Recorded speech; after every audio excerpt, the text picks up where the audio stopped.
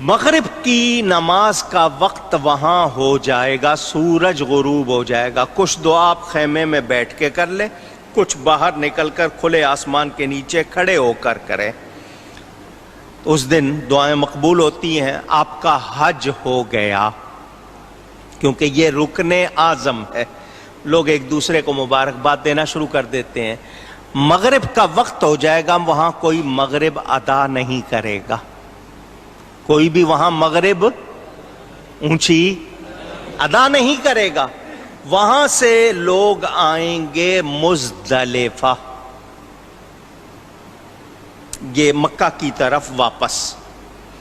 مینا اور عرفات کے درمیان ایک وادی جس کو قرآن نے مشعر حرام کہا ہے، عند المشعر الحرام، قرآن میں اس کا نام مزدلفہ زلفن سے ہے کہ یا تو بندہ اللہ سے قریب ہو جاتا ہے یا کعبے سے قریب ہو جاتا ہے۔ وہاں آپ پہنچیں گے، پیدل چل کے آئے ہیں، گاڑی پر آئے ہیں، جتنی دیر میں آئے ہیں۔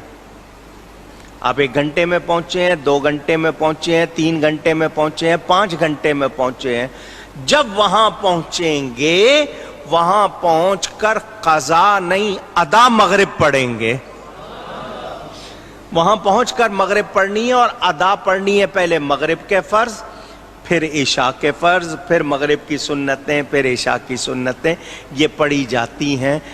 یہ ایسا کیوں ہے کہ میرے نبی نے ایسا کیا ہے۔ اگر کوئی عرفات میں حاجی مغرب پڑھ لے گا، اس کی پڑھی ہوئی بے پڑھی ہو جائے گی، بجائے ثواب کے عتاب ہو سکتا ہے۔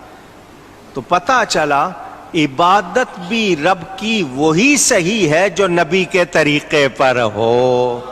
نبی کی ادا کو چھوڑ کر ہم اللہ کی عبادت کر سکتے نہیں۔ تو نبی کی اللہ اکبر،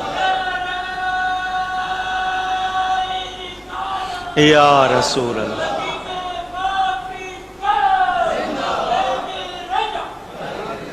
سمجھ آ رہی ہے بات؟ جتنے بھی ارکان ہیں حج کے، احرام، طواف، یہ جتنی ادائیں ہیں سب اللہ والوں کی ہیں، انہی کی نقل ہو رہی ہے۔ اس کو